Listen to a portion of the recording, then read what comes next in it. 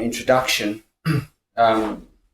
Firstly, I don't know how familiar you are, if at all, with Buddhism and Buddhist monasticism, but just one or two things about it. Firstly, this is not an evangelical order, and indeed I'm not allowed to teach anyone who doesn't make an express invitation to be taught, or if someone invites me to teach in a disrespectful manner, it would also be would not be allowed to teach. I have been a Buddhist monk in Thailand, mostly in the forest monasteries of northeast Thailand, since 1978, and so Thailand's very much my home. But this last week or so, I've been visiting monasteries in Northern California and Oregon, which are branches of the monastery I'm affiliated with in northeast Thailand. And yes, would anybody like to ask or discuss anything at all? I'm interested both to talk and listen. I'm curious as to what it's like living on your own in isolation. Well, again, just to sort of backtrack a bit, we have a initial period as a postulant and as a novice living in community, and then what we may call an apprentice monk or a Nawaka monk has to spend 5 years under a teacher. And then he is considered to be mature enough and to understand the life of a monk and to be committed enough to it to go off by himself or to visit other teachers. And the advice I give to young monks who sometimes get very inspired with the idea of a solitary life is that solitary life is only really suited to someone who doesn't have a lot of problems living in community.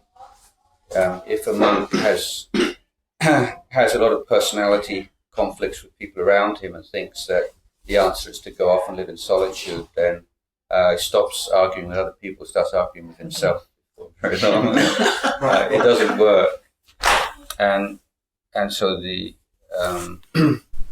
a monastic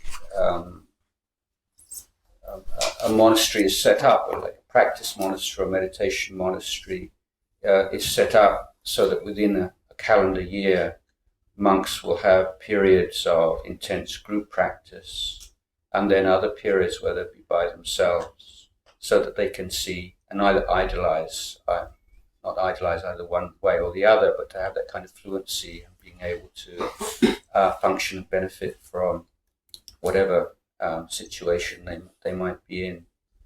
The monastic discipline was set up by the Buddha in such a way as to prevent monks from becoming complete hermits. For instance, any food or drink that I consume has to be given into my hands by a non-monk. So even if you were to put something down there and say, help yourself, I couldn't. Or I couldn't take fruit off a tree or pick it up off the ground. So this one rule means that I have to have at least a minimal contact with the lay community every day. Monks also not allowed to dig the earth, not allowed to store food overnight. So can't just get a big sack full of food and put it in a cave somewhere. And the idea is that monks are the spiritual and moral leaders of society, in a Buddhist society, and are embodying the values that they teach, inspiring people by their way of life as much by formal teachings.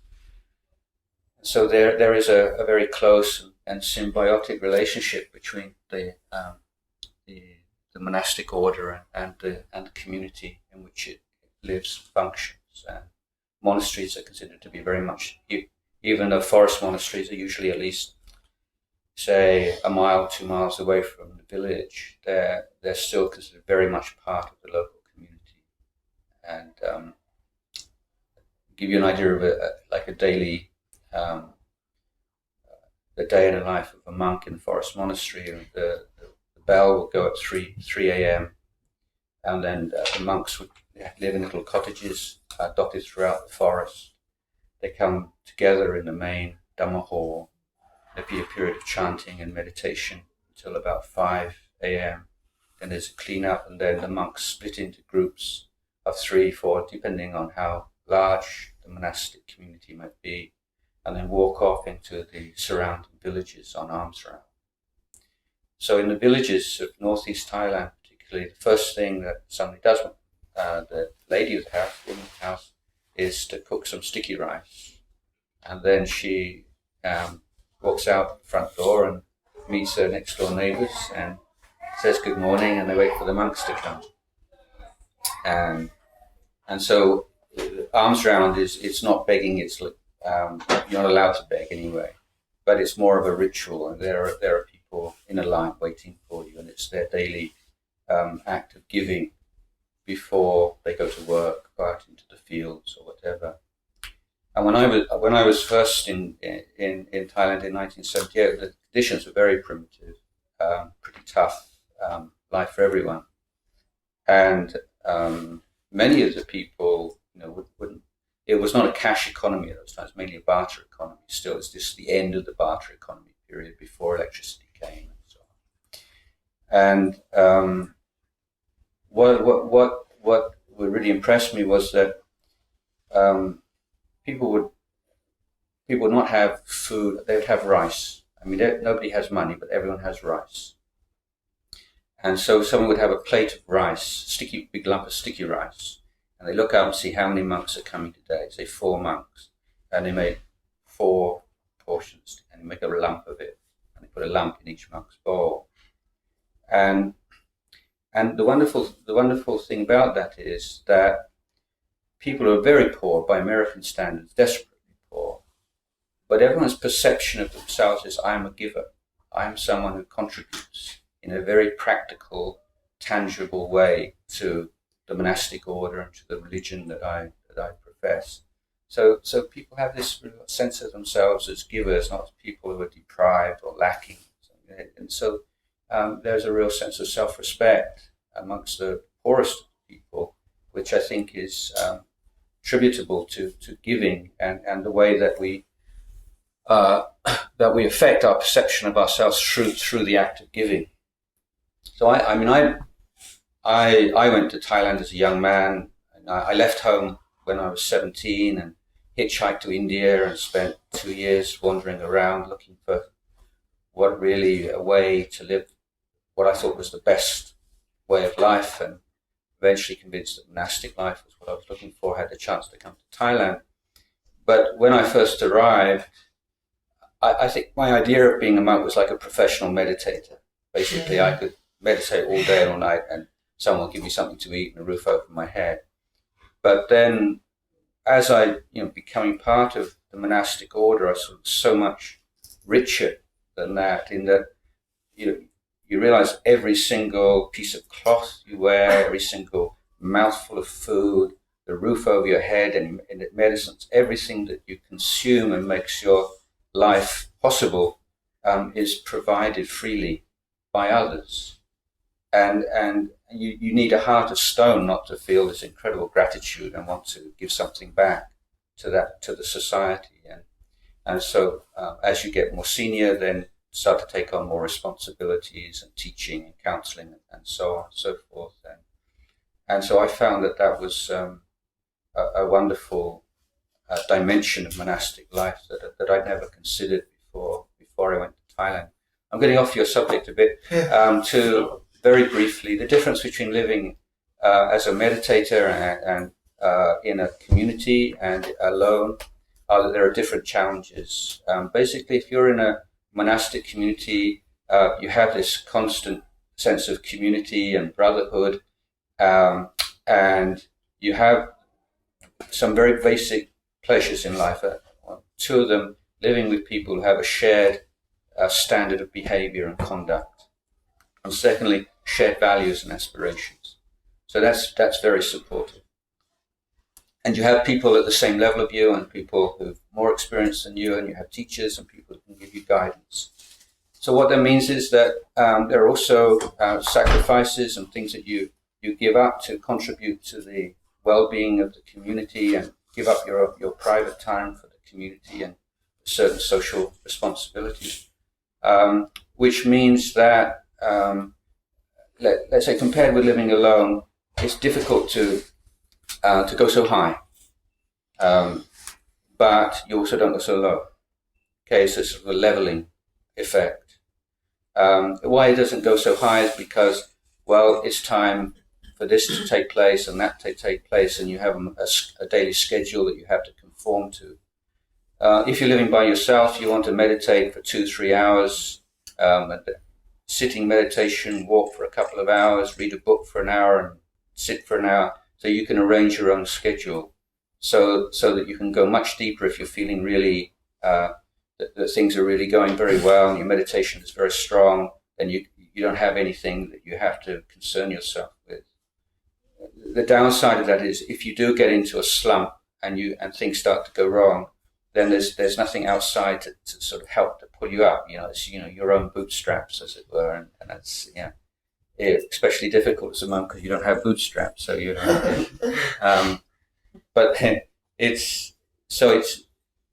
I would say that the kinds of things that come up in community, things like just normal things. Any community, it's not a monastic community, not so different from any other community. You have people getting misunderstandings and getting upset with each other and hurt feelings and so on. So and especially in I was the abbot of a monastic community for many years, in which there were as many as 20 different nationalities. So that's quite a lot of harmonizing there necessary. So alone, then kind of things that are more difficult. Let me rephrase that. In community, you're constantly being reminded that people don't look at you the same way that you look at yourself. So the sense of self perception, ideas you have about who you are, and so on, become exposed again and again. So living in community is always a little bit uncomfortable, even in a monastic community of people striving for enlightenment.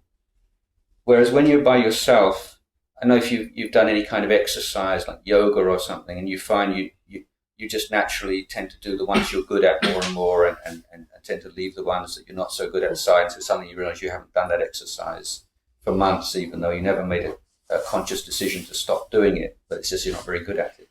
So we tend to move towards what we're good at and move away from what we're not good at. And this happens in every level of life, and it happens in meditation. So you find monks or nuns who spend a lot of time alone, they tend to be have very specific skills, of meditative skills, for instance, but then they tend to have like yawning sort of big black blind spots. You think, how can someone who is so sensitive and so wise and so peaceful in this area be so completely ignorant of what's going on here? So it tends, unless you're very skilled, living by yourself has as many dangers and more subtle dangers than living in community.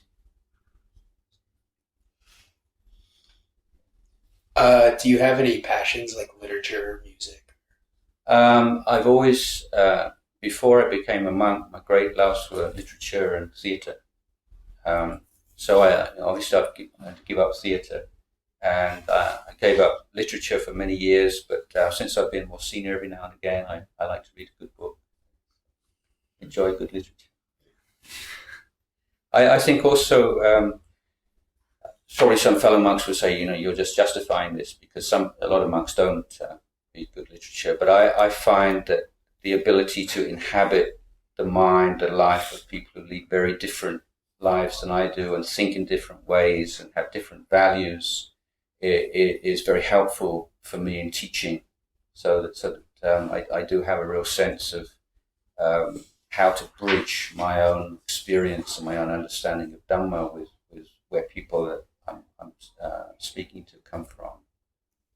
And I find that also the literature is it embodies these virtues. I mean, as a monk, we're talking sort of disembodied virtues a lot of the time. But when you see in literature a hero or a heroine acting well despite all the pressures and temptations to act badly, and this is the kind of thing that I love in literature. And novelists tend to have a very very profound insight into the way the ordinary unenlightened mind works, which I'm interested. I've always been interested in the human mind and human behavior. I wonder if you could make a few more comments or a few comments about the what Nana taught about the international monastery. How many monks are there? And you mentioned that they come from all over the world, and sort of the place of that monastery in relationship to other more conventional Thai-Watts. If you could. Yes, well, the first Westerner Western monk who arrived in Ajahn Jayasaro monastery in northeast Thailand was Ajahn Sumedho, who's quite well-known figure now. And this was in the mid-70s.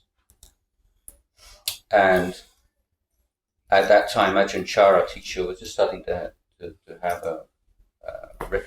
gain a reputation throughout the country.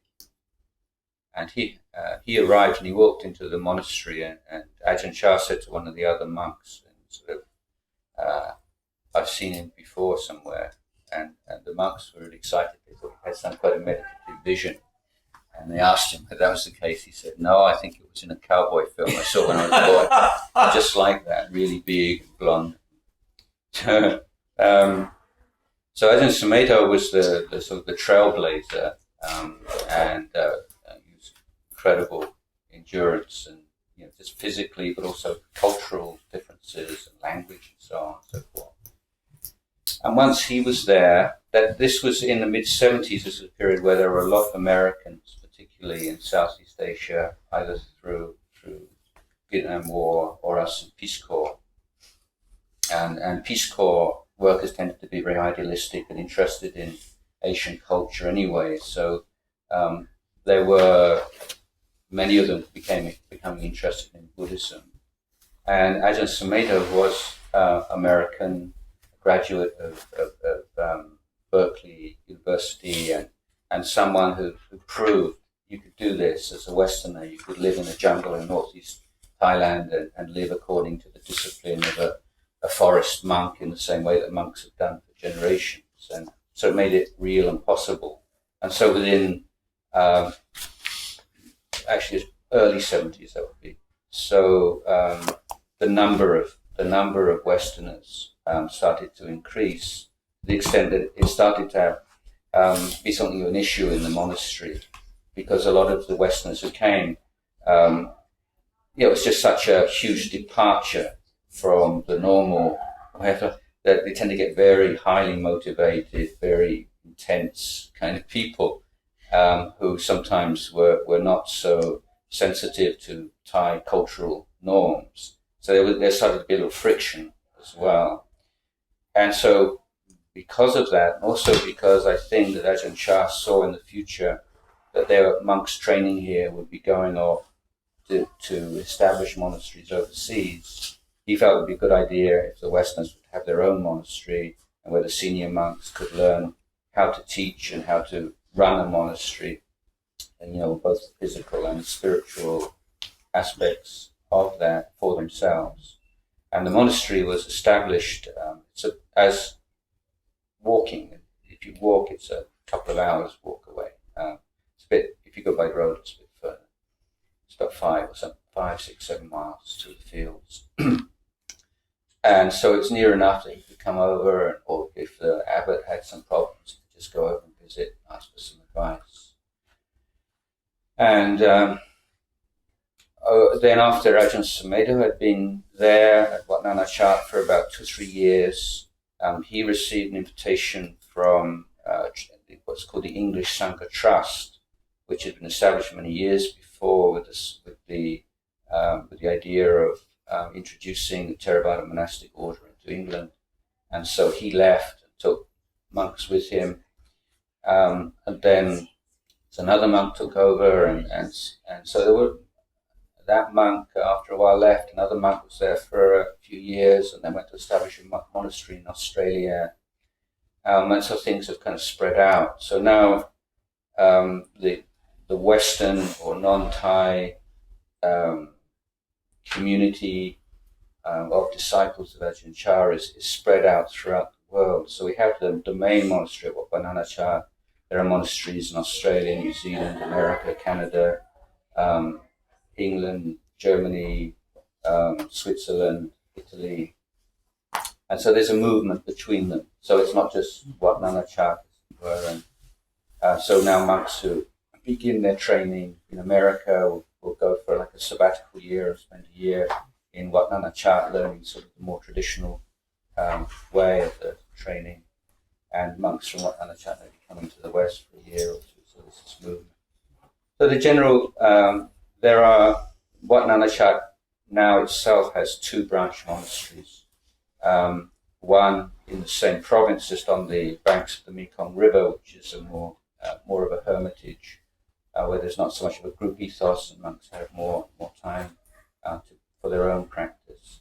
And then we have another monastery way hundreds of kilometers to the west on the Burmese border, and that's in fact the monastery is within the national park area, and there's a scheme whereby monks can go and live in national parks and establish a sort of basic minimum of buildings, and it's kind of like a win-win situation. The monks can go and experience kind of solitude and living in the thick forest, which is what forest monks like doing, and for the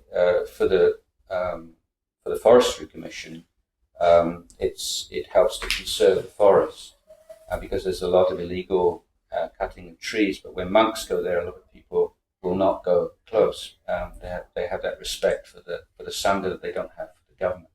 So we help each other in that way.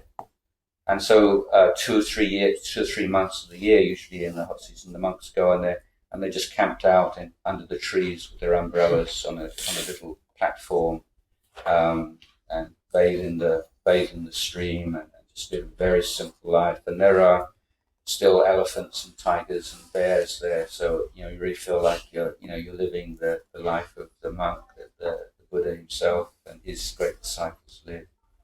So monks would spend some time at Wat Nanachat, some time there, some time with other in monasteries run by Thai disciples, so they can learn how to live in the Thai community and learn the language and so on. So it's a whole sort of community of monasteries rather than just one place. So you were talking about like you can't grab out like fruit from a tree and something like that. So do we have a lot of rules which you can't do? Yes, hundreds, hundreds and hundreds. But my analogy to give you, because that's when you hear rules, that sounds like wow, But my analogy, perhaps to help you understand it, is if you were, let's say, one of my favorite exercises is trying to imagine explaining things to a Martian. So like this really super intelligent person from another world who has no background or nothing, and just try to explain anything that you use and experience in your daily life. It's a really good way of re-examining assumptions you have about things. So I like to do this a lot. But so, imagine that you had to explain what driving a car is to a Martian, probably has a flying saucer, but he doesn't know what a car is. And just consider how many rules you have to keep every time you drive a car. There's a highway code, but there are all kinds of conventions and regulations. but you don't feel really tensed up. Wow, I've got to get in the car, I've got to keep all these rules. It's just kind of completely natural to you. But you are, in fact, conforming to many conventions and rules, and some of which, if you broke, you'd be punished. If you were to drive on the wrong side of the road, or you were to indicate when you turn left or turn right, and so on. So it's a bit like that. You just absorb it, and it just becomes completely natural after a while. And, if I was to explain some of the rules, it would sound a bit like Monty Python sometimes. But you don't feel that when you're living within the order, and also it's inspiring also that every single rule was laid down by the Buddha himself. So you feel this kind of real, just through very mundane daily activities, things you do and things you don't. You feel this incredible link with the monks of all the past generations, and you're upholding. So there are kind of lots of rules about do's and don'ts, and there are conventions. Like at a monastery, we all have to learn how to make our own robes. So and this robe is made of. We lay people off of white cotton, and then there's a special way of cutting this, and a special pattern on it, and a way of putting the hem on it. And then once the white cloth has been cut and sewn, then we have to make dye from do you know what the jackfruit is? It's a jackfruit. Yeah, so you get the heartwood of the jackfruit, and you chop it into chips, and you boil and boil. It takes all night, and you get a dye, and then you dye it. So this is a jackfruit dye robe, and it doesn't have a very good fixer in it. So the first couple of months, if it rains on it, or as soon as you get a lot of sweat on it, the color runs, and so it's quite it's a lot of looking after. So there are rules concerning your robes and your bowl, all kinds of stuff. But I mean that's my analogy. It's like driving a car and don't feel it's sort of in prison. So I don't know too much about Buddhism. I was wondering to what degree the beliefs and the spirituality of it is changing. There's always new interpretations of some different practices, or is it static? And Yeah, it's a very good question. I mean, just to give you a very brief kind of overview of how I understand Buddhism, I would group the religions that grew up in the Middle East, Judaism, Christianity, Islam, as a family of religions. And if we were to sum that family of religions up for our Martian, I would say they're essentially belief systems. And I think the fact that we use the word religion and faith almost interchangeably is a good indication of that.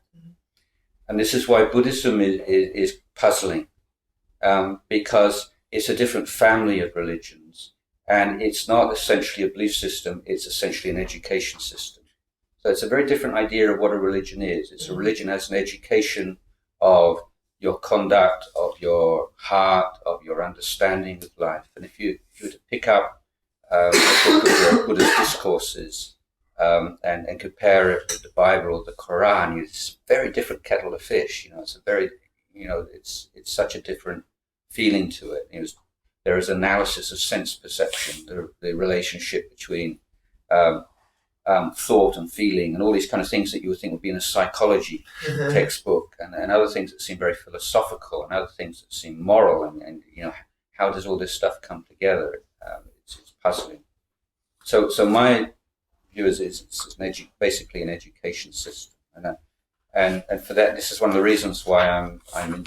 Part of my work in Thailand is trying to adapt this overall vision of Buddhism and employing Buddhist developmental principles in a conventional education system.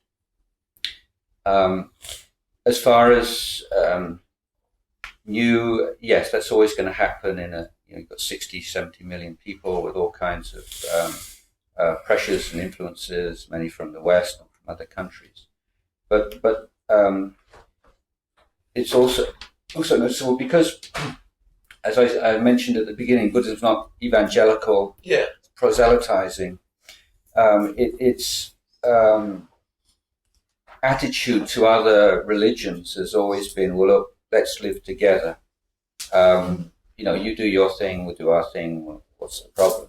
Live and let live. Pardon? Live and let live. Yeah.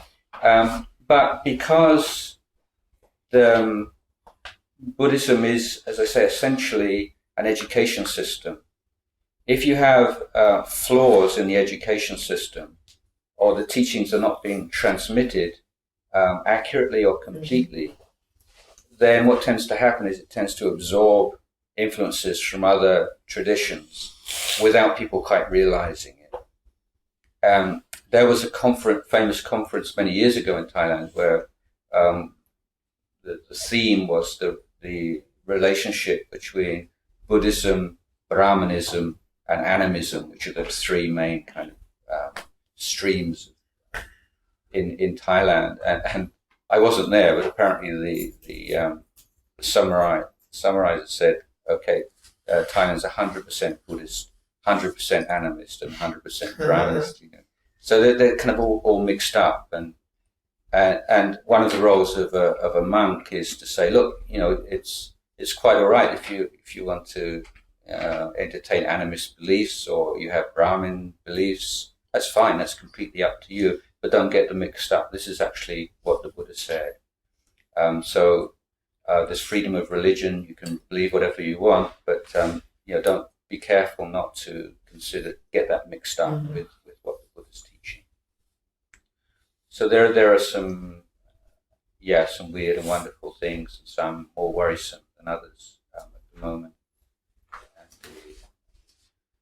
I would say that when I first arrived in Thailand in 1978, just starting to get like an urban middle class appearing and developing, and at that time the Western world and Western model of development was very much accepted wholeheartedly by that group of people, to the extent that, as in many other countries in the same on the same level of development, if you like, there's a sense of contempt even, or dismissal of the homegrown traditions, cultural and religious. And I was shocked when, as most Western Buddhists' way into Buddhism has been through meditation, assuming that in a Buddhist country everybody meditated, and then finding that almost nobody meditated. And the question that people would ask me the most is it safe? If you meditate, do you go crazy? Yeah. And that was, I was such shocked, but it, it's a bit like, at the same time, say if you take LSD, when you jump out the window thinking you're a bird. I mean, how many people actually did that? Maybe there were a few, but not many. And the number of people who meditated and went crazy. But this was a kind of the justification for dismissal of it.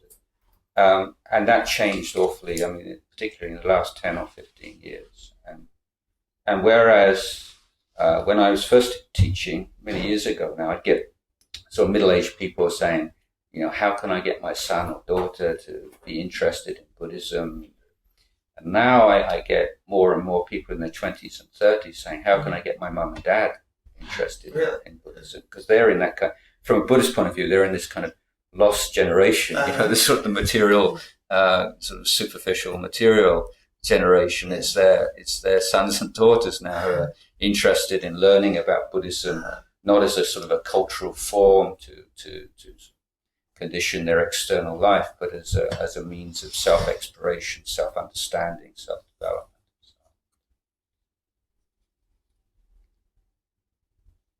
What is your sense of Buddhism in the West?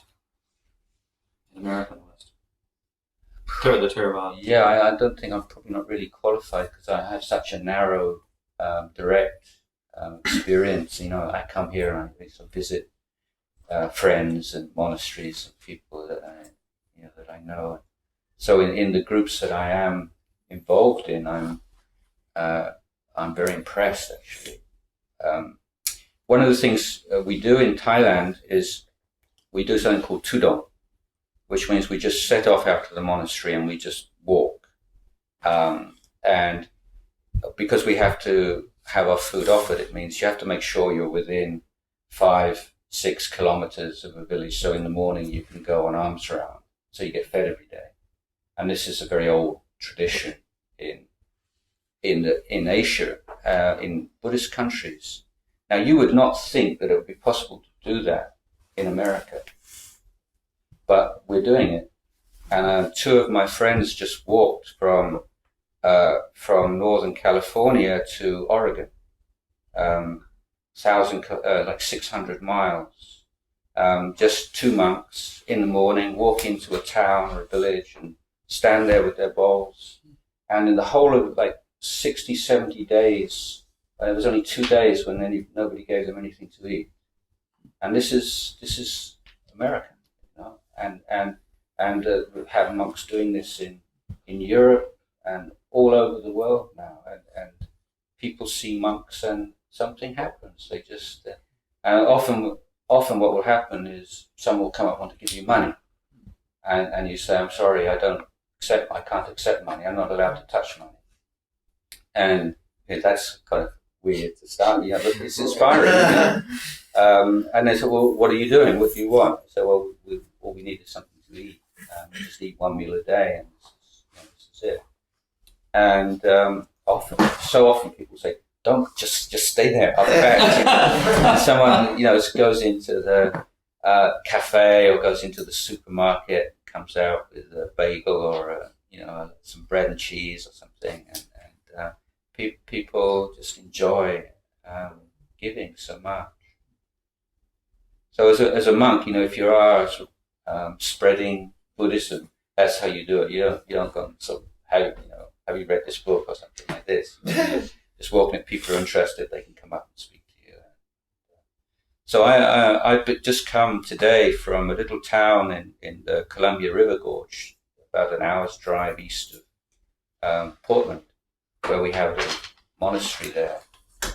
And this is I felt very inspiring because the monks went there without any lay stewards or anyone. Usually to go and live somewhere, you need that. And the group of lay Buddhists rented a little cottage for them on top of a hill. And so every day they walk down, it's like 2,000 feet down, walk through the town of White Salmon and then walk 2,000 feet up again. And within a short time, so many people were putting food in their bowl. And now, you know, with 3 years gone by, I was walking they don't do 2,000 feet now, they moved down a bit, but still it's a 2-hour walk every morning. And I don't think a single person who drove by didn't put up their hand and say good morning. Kids in the school, you know, it's like the monks. Oh, there are the monks, you know, good morning. And just, it's quite, for me, really heartwarming to see a small community of Buddhist monks completely integrated and accepted in an American community. I'm so sorry that I came in late to the talk. So if you already covered this, then definitely don't answer it.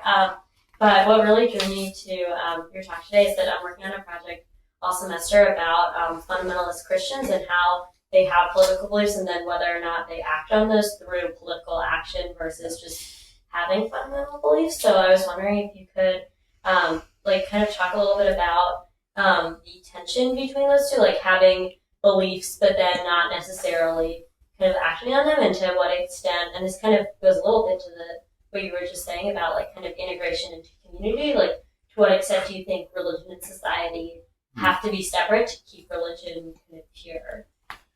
I don't know if you are. Yeah, I mean, there's sort of a number of different ways into that. Firstly, I was just now saying, you know, I see Buddhism as essentially an education system rather than a belief system, and from Buddhist point of view, one of the inherent problems in belief systems is you automatically get us who believe and those who don't, and so what is the correct relationship you should have to people who don't believe what you believe? And if you believe the only people who are going to go to heaven are the people that have your beliefs, is it irresponsible to let them go on believing what they do believe?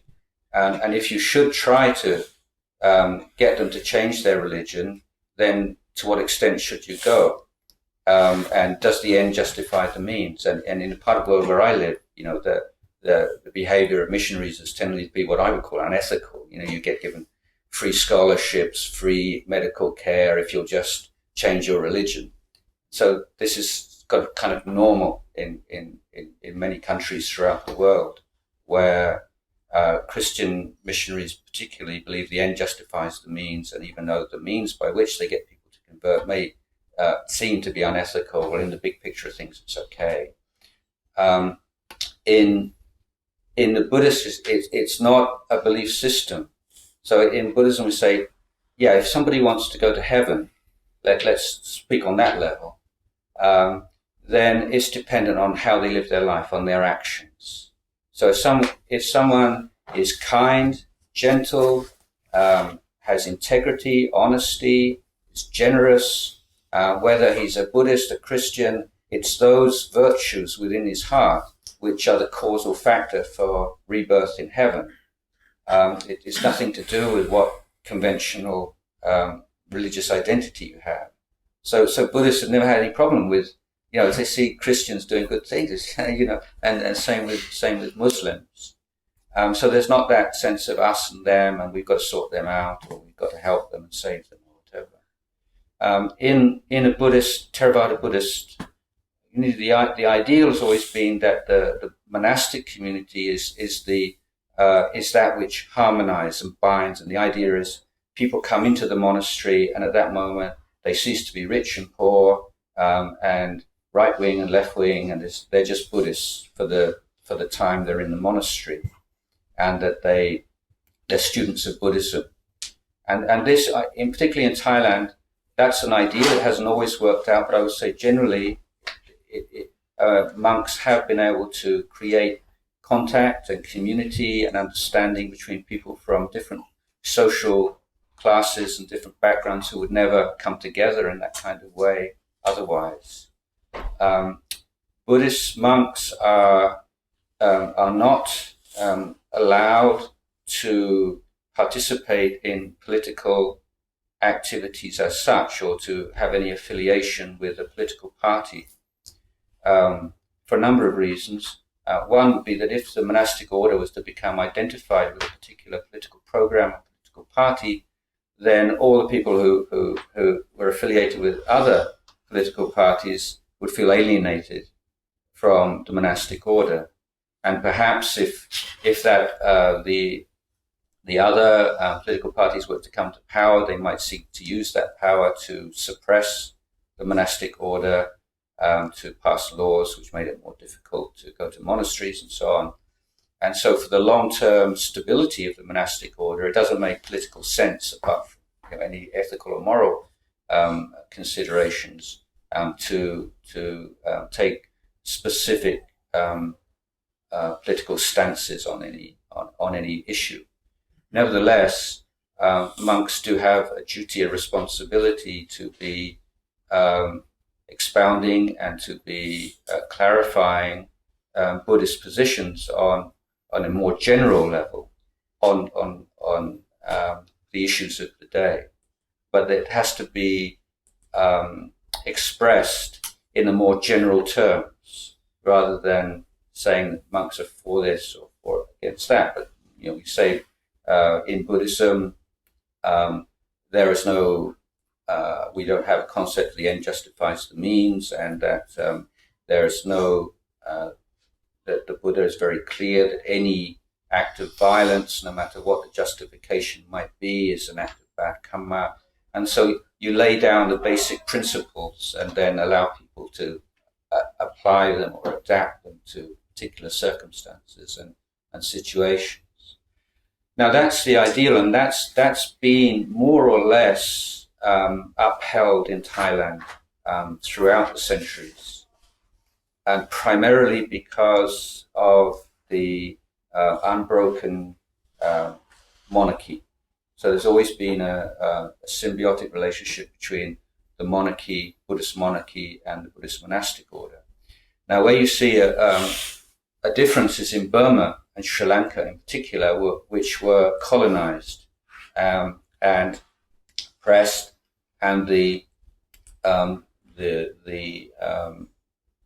governance taken over by European powers meant that the close relationship between the secular power and the religious power was sundered, and so then everything started to fall apart in Burma and Sri Lanka.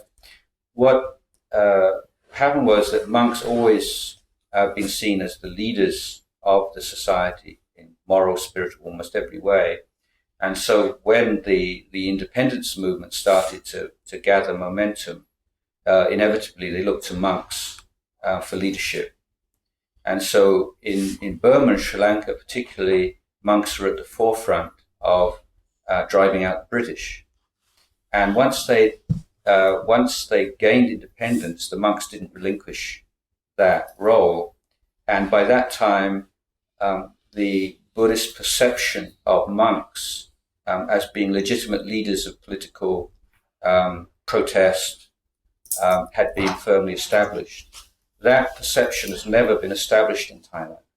So we had a kind of strange situation a few years ago, if you remember, when the monks in Burma were leading the protests against the military government, and people all over the world were expressing support for them. And yet in Thailand, there was this strange silence.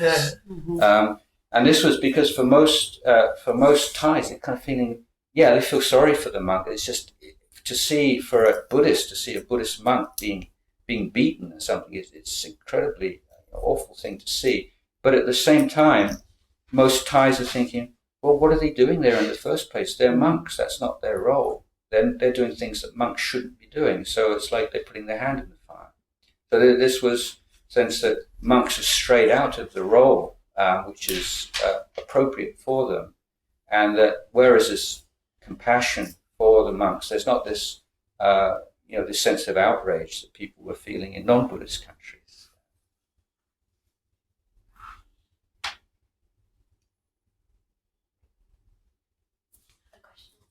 What are the differences between the men and women who wish to dedicate their lives to Buddhism? Is there a difference in?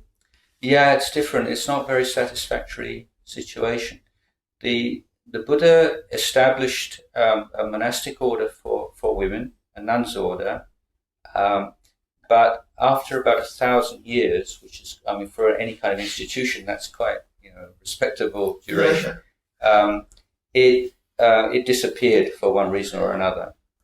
And so when Buddhism, the present form of Buddhism, established itself in Southeast Asia, in Thailand and Burma, then it was led by the monks.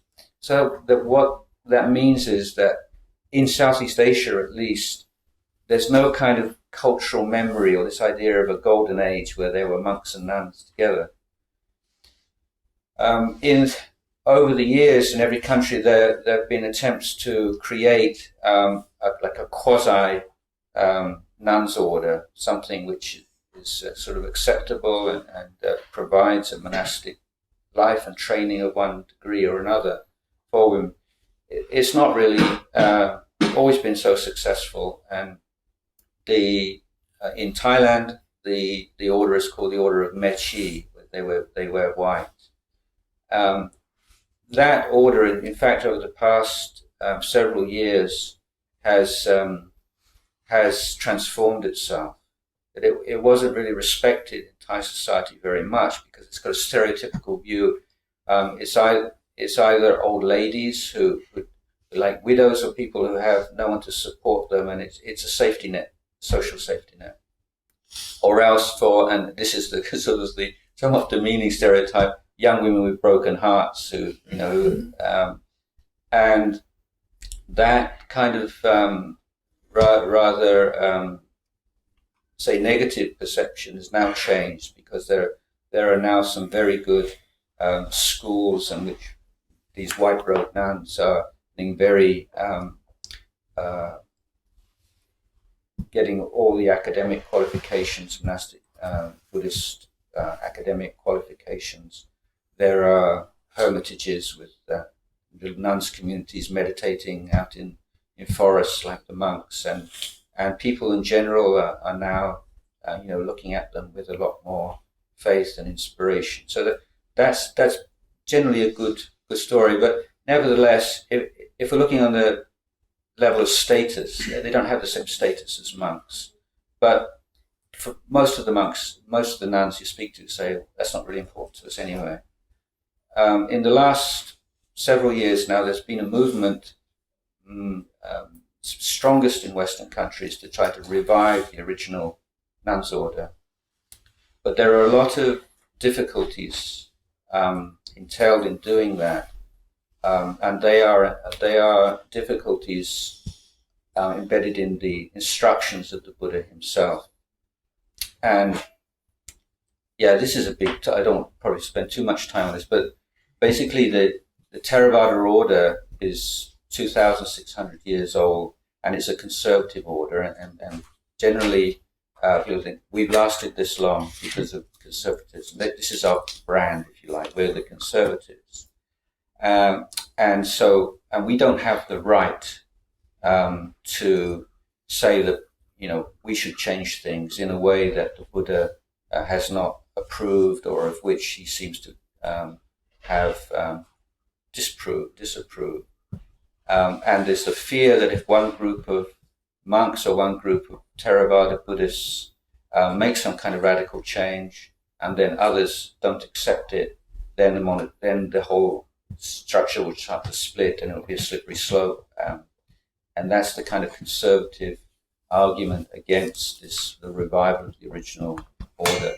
For those in favor of it, there's this view of monks that just want to hold on to their power and their status, and they're afraid that women are going to take that away from them, and they're just making excuses. And so I think you just have to read up and see which side of the argument you feel is the right.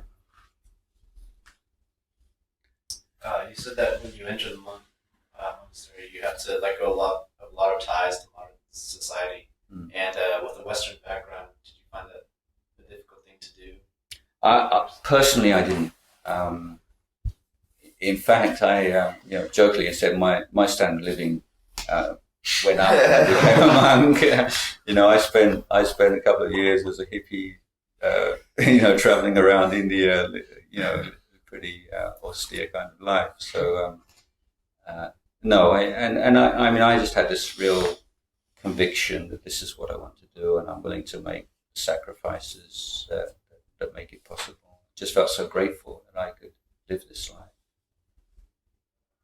We're generally speaking these days, big problem in monasteries, and I'm speaking with abbots. I was in a big meeting, and I'm seeing. I've been a monk 35 years now, and they're sort of the up and coming abbots at Thai monasteries, like monks in their late 30s, early 40s, and asking them about sort of a straw poll. What kind of difficulties? What are your main problems? What are your worries for the future? And almost all of them talk about technology, particularly young monks in their 20s who've grown up with smartphones, mobile phones. So it's not like an extravagance for them. It's like sort of an extension of who they are. So for them to give up their smartphone is a huge renunciation. And a number of them smuggle phones in, or their mum or their dad smuggles a phone in. And this is a huge distraction, if you have that ability to get online or to get in touch with somebody or to distract yourself. Because what the most important thing you're learning as a monk is non-distraction, how to be alive and present without having to constantly run away from your existence as a human being with doing something or thinking something all the time. And it's a real challenge. But if you have that temptation always there, you can just press a button or do something. It makes it incomparably more difficult.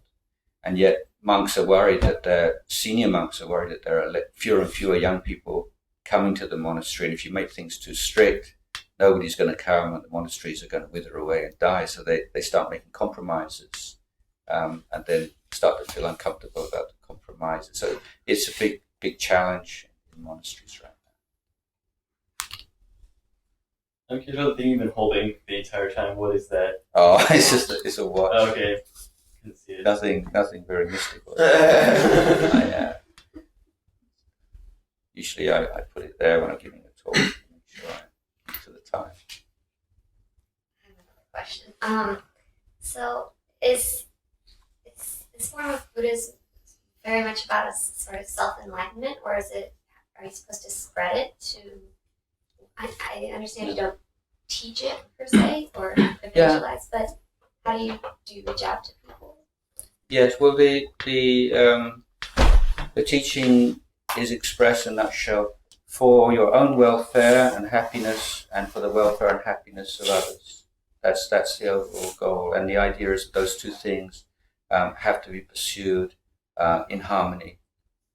Because I'm sure you're familiar with people who are very sincere, want to do something for the world, and then after a few years they're completely burnt out, or else many NGOs and you just get all these really strong egos and people, and just fighting each other all the time. So the Buddhist view is that wish to help others is a wonderful thing, but to make it sustainable and to make it really effective, you also have to be doing this inner work and working on your own sense of importance, your own desires and fears and anxieties and so on. And that without that, then in fact, no matter how well intentioned you are, the good works you do will be very limited.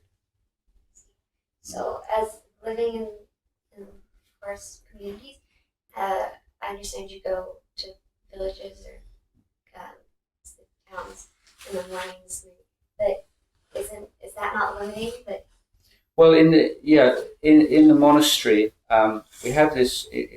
In the monastery uses a lunar calendar rather than the solar calendar, and so you have like a full moon day and a dark moon day, and then the day half between them. So it's like a Sabbath. It works out more or less once every 7th or 8th day, but it's decided by the moon rather than the day of the week. And in the monasteries, on that Sabbath day, people from all the surrounding villages and sometimes in the town will come to the monastery in the morning, and the abbot will give a talk. And many people who are retired or who just take the day off, and they stay in the monastery all day. And then in the evening, there's a chant together with the monks, and there's a talk and meditation, and people stay right through the whole night. So mostly the older people who have the time, they just spend 24 hours of every week in the monastery. Other people will come once every 2 weeks, depending on, and people are coming for periods of retreat or come. Anyone can come and spend the night. It's free. There's accommodation for men and women to come and stay. And also there are other occasions when if there's the forest monks, we do a lot fewer ceremonies and things, but one thing that we do is counseling and chanting and dealing with times of death. So we have, in fact, many forest monasteries, including Wat Bananachat, it is built in what we call a cremation forest. So most villages, when they start clearing all the land, would leave a patch of forest, say about a couple of miles, 1 mile to 2 miles away from the forest. And that's the place where all the cremations would take place. So you have a ready supply of wood, but also, importantly, all the spirits, like a decent distance, because it's very strong animist influence at the time. People are very afraid of spirits. So for monks, these cremation forests are like favorite places. You have a forest. It's cool and shady, and it's a walkable distance to the village. But because the spirits, people don't come and bother you. So and that's how our monastery began. Monks came to stay in that forest and then stayed on, and the village people sent a deputation. We would like you to stay and build a monastery here. We'll build you cottages if you would agree to stay. And that's how monastery starts. So even to this day, when one of the lay supporters dies, then the monks go to the local village and gives a talk and gives some counseling and do some chanting, and then the body is taken back into the forest into the monastery, and then we cremate it there, and so the cremations take place in the monastery. So that's one of them. Now I'm a sort of in many ways this mixture of traditional and high tech. In that I've last 11 years I've been living completely by myself, but I give these talks twice a month on a Sunday, and it's quite. I live about 100 miles outside of Bangkok, and most people are working like 6 days a week or 5 days a week. So to join in this program, people have to live on their 1 day a week. They have to leave Bangkok for about 5 o'clock in the morning, 6 o'clock, and people drive up, and we have a period of chanting and a guided meditation, and I give a talk, and afterwards I sit and talk to people for as long as they want me to, usually, and there's usually 200 people drive up from Bangkok. And this is, there's a video, it's videoed and put on YouTube the next day. There's audio, it's made and made into CDs. And then the national TV come and make a recording. It goes out on national TV. So I don't have to do anything more than I do otherwise. And then Duk and Dun and one or two others, they have an Ajahn Jayasaro Dhamma teaching Facebook page that they do every day. So every 6 o'clock in the morning, there's a new reflection that they do that for me. So I'm living a very secluded way, but I have this very good feeling that I'm doing something for society. But it's in a way that I feel is appropriate for a monk, that I'm not compromising the way of life or the kind of example of the monk should say. This is a kind of a hard question to answer, but I feel like my sense is that with Buddhism, with other religions, part of what you're trying to get out of it is to see the world or that which is around you as it is, kind of good and bad, what John Keats called negative capability. So I guess my question is, as the world becomes way, way more complicated and integrated, we have all of these kind of ways of interacting online, and not face to face. Is it harder to grasp? Is it harder to kind of just see everything for what it is? Yeah, I mean, negative capability is one of the best ideas that's come out of Western culture, in my view. It's very similar to Buddhist teaching. Can you elaborate on it a little bit? Well, the idea is you can see two poles at the same time without jumping to one of them. You can remain kind of this constant state of tension, this intellectual tension. You're okay with that. Mm-hmm. Yeah, I think it's really important for artists to have that, because you're not seeing everything from one kind of extreme perspective, but you're kind of absorbing everything at once. Mm-hmm. Yeah, that's pretty good. I mean, from Buddha's point of view, it's this being able to be at peace with ambiguity. That would be my.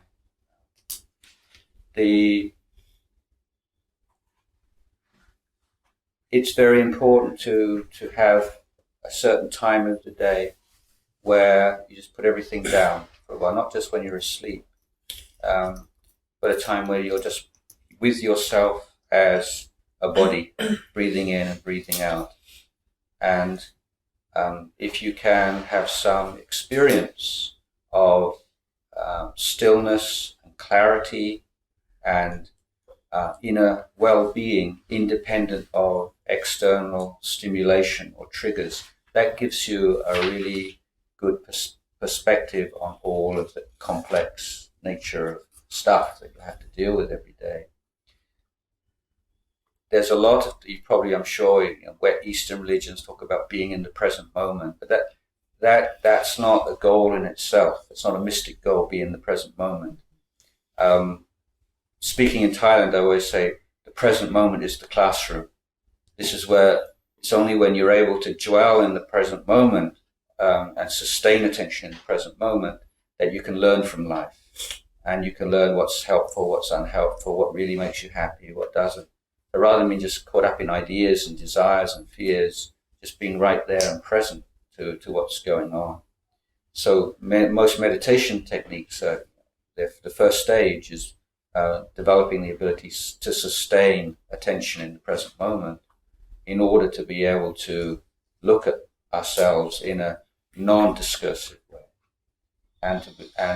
And we find that just things just start to rise up. It's like we have all this wisdom inside, but it's just so much going on, we can't hear it. You just have to turn that down a bit, and then you become aware of, that really is not what I want to be doing. As our ability to communicate with others increases exponentially, it's our ability to communicate with ourselves, becomes more and more atrophied. And I think that doesn't have to be that way. And that being disciplined enough just to give yourself a few minutes every day at least, just to put everything down and all your identities as a student or as a friend or as a son or as a husband or boyfriend or girlfriend or whatever, and just be, rather than always doing. I think that's a really important part of a healthy life, and making choices when there's just so much pulling you in every direction.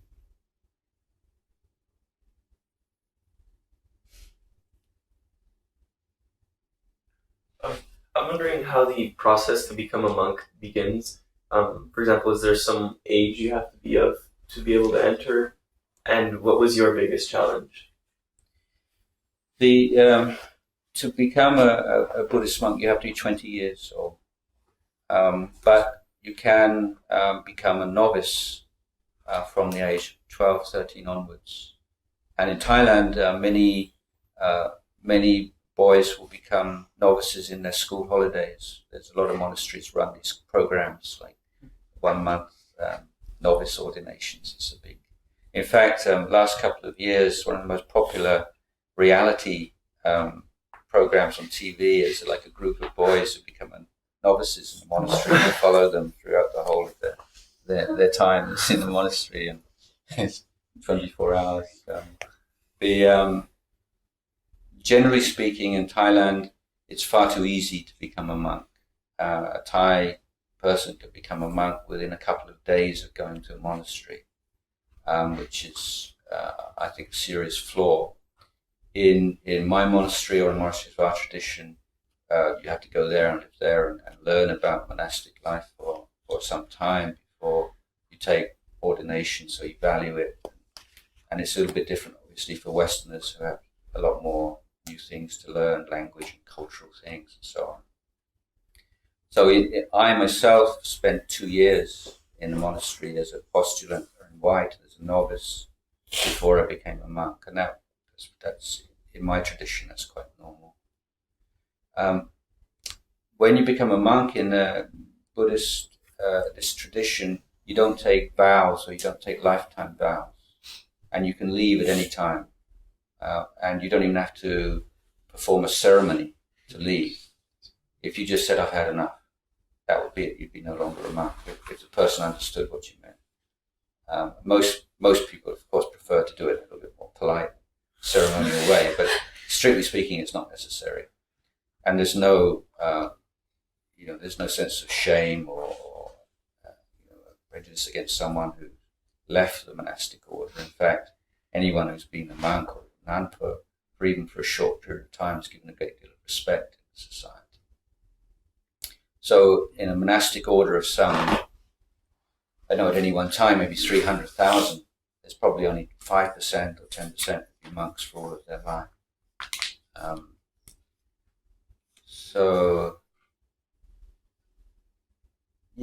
I have to do this thing with a child. Even amongst Western monks who come with a lot of commitment, I just never wanted to do anything else. I just took to it like a fish to water. I mean, I can't say I hadn't had any challenges at all. I just never wanted to do anything else, never had any interest in anything else except living as a monk.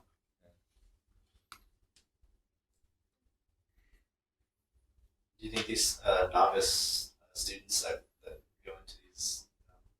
monasteries, do they have parental pressures?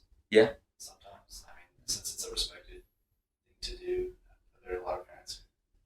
Yeah, but they tend to enjoy it usually. Also, it's good fun. For novices, there are lots of programs and activities, and it's not made too tough. It's more like the monasteries in the towns and the villages rather than the forest monasteries that do this. But family structure very different in Thailand than it is in the West, and very much closer and expectations from parents to children, children to parents are very different from here. So, if you were to ask somebody, well, did your parents put pressure on you to do this? They might say, well, yeah, of course they did. That's what parents do. Maybe I'll just give Dun. Dun, you became a monk as a young man. You should say something about it, why you did it. Okay. Actually, what described as my life-changing experience. Before I was just like anyone. I went to school in Wisconsin. Actually, it's just school too. And I was working for like 10 years as a graphic designer. And I was just much into my career, making money for myself, fame and everything. And a bit frustrated all the time. And I was never with myself. I never actually know myself at all until I became a monk. And the reason I became a monk was just get away from work. I didn't have any other reason than that, but I was lucky enough to be in a forest monastery and try to. One of the teaching was just to look within yourself rather than look what others have done. And that's what I tried and found a lot of things that I never knew I had. Terrible things actually. Judging people from my own perspectives, that kind of stuff, and getting frustrated when things don't come my ways, and now I kind of can let that go, and it's a lot lighter life. And that's, for me, it's life changing. I don't get frustrated anymore if things are lost or get into traffic jams or my client don't buy the piece that I preferred rather than the other one. Do you still live in the United States? No, in Bangkok.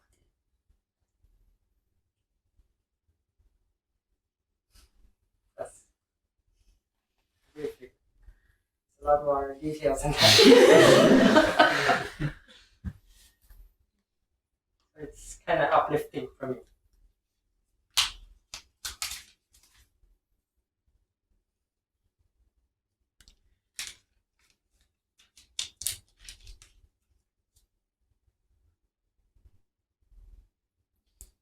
From your experience, it sounded like it was more of a rejection of the society that you were living in that brought you towards Buddhism. But do you feel like most people discover Buddhism in that way, or? It just varies so much. And say that, in monasteries, when I was first saying, if you got a really difficult adolescent son or something who's really naughty, or and you just run out of ideas, you go and give him to the monastery and ask the abbot to sort him out. That's so there's that kind of idea. But the traditional idea in Thai culture has always been, this is again, it's for men rather than for women, is that once you finish your education, before you start a career, particularly before you get married, you should spend a few months as a monk to get some real moral, spiritual foundation to be able to use in your life as a householder. And to this day, every branch of the civil service in Thailand gives 3 months paid leave to anyone who wants to become a monk. So once in your career, you can take 3 months off to become a monk. So people still do that.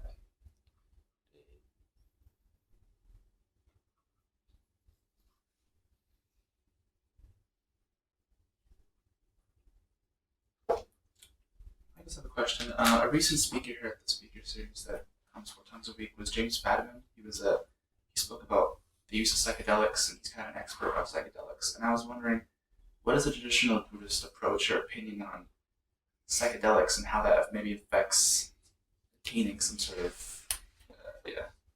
Well, I can sum this up very, very easily because there's a monk, a German monk who's sort of ex-hippie, and he was living in northern India in that whole period when I was in the 70s, where so many people were going overland. And he was asked this question, and I thought he gave a really good answer. He said, if you got an ignorant mind, you take mind-expanding drugs, all you get is expanded ignorance. So that would be the Buddhist view. Having said that, a number of monks and people who've gone on to live, say, quite spiritual lives in various ways and various styles, I think would agree that for many of them, psychedelics in particular gave them the first sense of all this stuff taken for granted. It's a conventional reality, or there's something more than this, or there's something beyond this. And for wise people, or people, they could say they see, but you may have a glimpse. You could, through a drug, you may have a glimpse of a mountain way over there. It's wow, it's like lightning flash, and you see a mountain.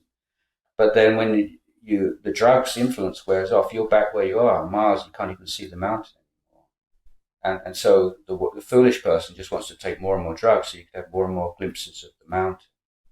But then the other person said, well, I'm really convinced by this that there is a mountain, but how can I get there? Rather than just seeing it in a flash of light produced by a chemical. So there were many people who embarked on spiritual disciplines, having had an initial opening experience through psychedelics.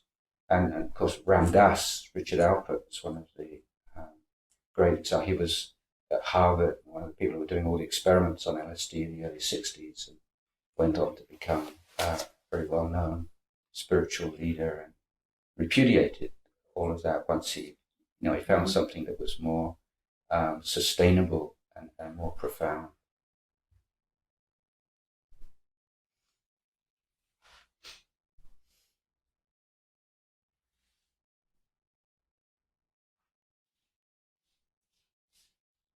Đây là Tôi ổ cho đi kìm. Nhưng mà theo tôi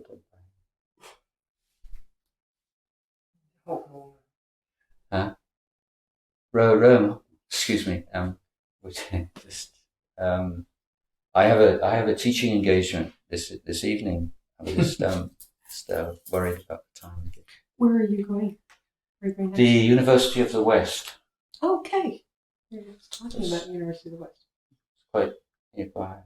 So I'm giving a lecture or talk in English this evening, and tomorrow is like a one-day meditation retreat in Thai for the Thai community, and then Sunday morning English.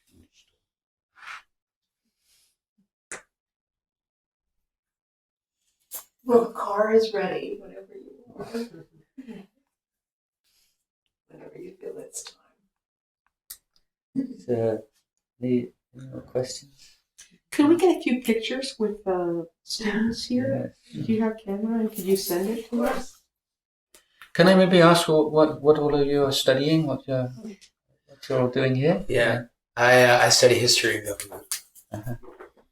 I'm doing international relations, but I'm not very sure.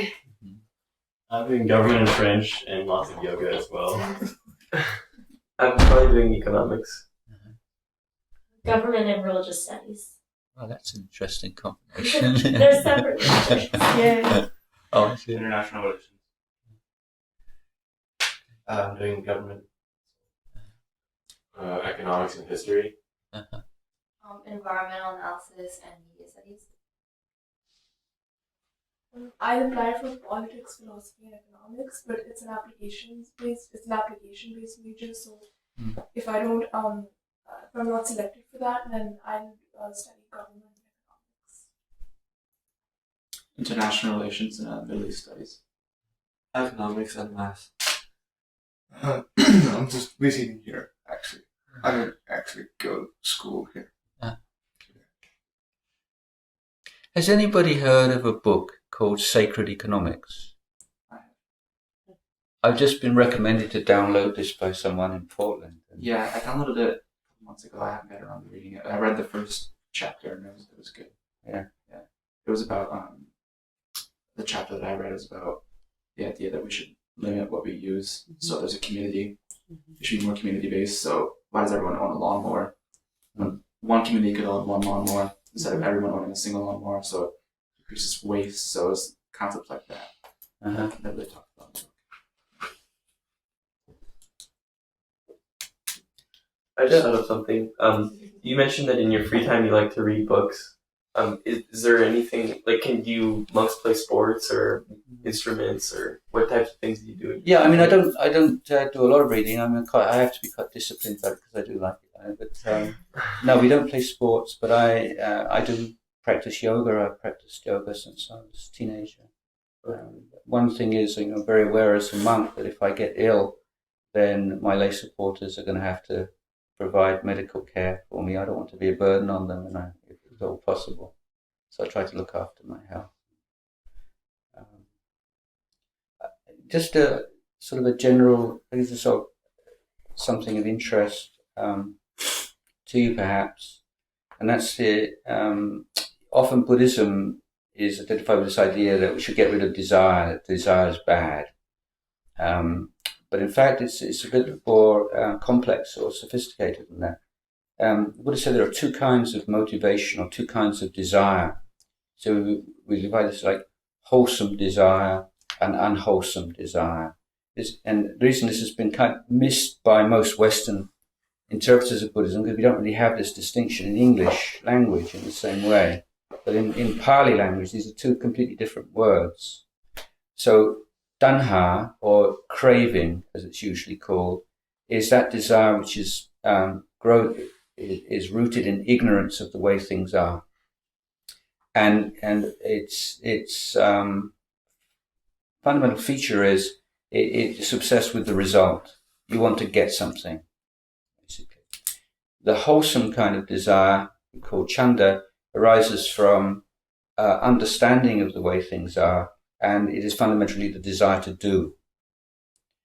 So on a social or economic level, the Buddhist attitude is that we're not saying, trying to get a point of no desire. But we're saying trying to channel the energy of desire into the chanda or the wholesome stream as much as is possible. A simple example, if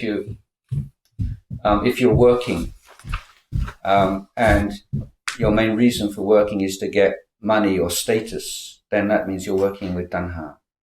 And the common results of that, one is like shoddy work, because you don't care for the work itself, you're working for the result of the work, looking for shortcuts, and often dishonesty. Because if you can get what you want without having to go through all the hassle of working, then why not? Whereas with Chanda, and now this word now does have an English expression, maybe it's had it a long time, but intrinsic motivation. This is chanda, is where your effort is in the quality of the work itself and taking joy in the work itself. And that's not a unrealistic or a dreamy kind of, because you still get the results of the work if you're doing the work well. But it's that sense of respect and interest and looking constantly to work better, to find ways of increasing the quality of what you're doing. This is considered to be, in the long term, a much more sustainable engine for economic growth than the craving. And I think that we're seeing the results now of an economic structure based upon the craving kind of desire, and not any appreciation or any effort to try to stimulate the the chanda or the intrinsic motivation kind of desire. Would that seem reasonable to you who know much more about economics than me? Yeah. The one more thing before I go is, and again you may be familiar with this research. They had a group of students from Harvard, I believe, and they gave them like a psychological questionnaire, and sort of hidden within this, this is the point of the whole thing. Said, are you smart? Do you consider yourself smart? And then the students were led into another room, and they were given a test, and they made it very easy to cheat. And there was a like hidden camera. And what this was really about was to see what correlation there is between cheating and perception, self-perception as smart. And they found like a quite disturbing number of the smart students cheated, much more than the students who didn't consider themselves smart. And the conclusions they've drawn about it is that we have different ideas of smartness. And a damaging idea of smartness is to think that it's something you possess. Now, when you think like I am smart, then if you have any kind of exam coming up, you get really stressed out because it's not just a test of your knowledge; it's a test of who you are. And if you fail the exam, then people who have this sense of I am smart tend to have a much more emotional turmoil than those that don't. Now, I like this because it very much conforms with the Buddhist idea of everything. What I say is everything's a verb. There are no nouns. Okay, so if you look at intelligence as a verb, and then you consider in terms of how can I have the most intelligent moments every day, rather than I am intelligent. It's something that intelligence is something I possess. Then how do you praise children? How do you motivate children? Again, if you just keep telling, oh, you're so smart, it's not really a very good thing for a kid. What one is, wow, that's just really wonderful. You must have put so much work into that. There's so much care, so much effort that I can see in that piece of work. So you're praising the child for effort. So when a child or a student comes for an exam, he knows, I'm going to do well in this exam or not, depending on how much and the quality of effort that I put into it. And if he doesn't pass the exam, the child concludes that I didn't put enough or the right kind of effort, and so I've got to put more effort. So this emotional resilience is arising dependent on this perception of smartness, or smartness as a possession, or smartness as something you do or something that you try to manifest moment by moment, and that the essential point is effort and right effort. So I'd like to share that with all of you this evening, and apologies again for coming so late. We're usual things, plane delays, traffic, that kind of thing. So thank you for all being so patient, and thanks so much for good attention. Thank you.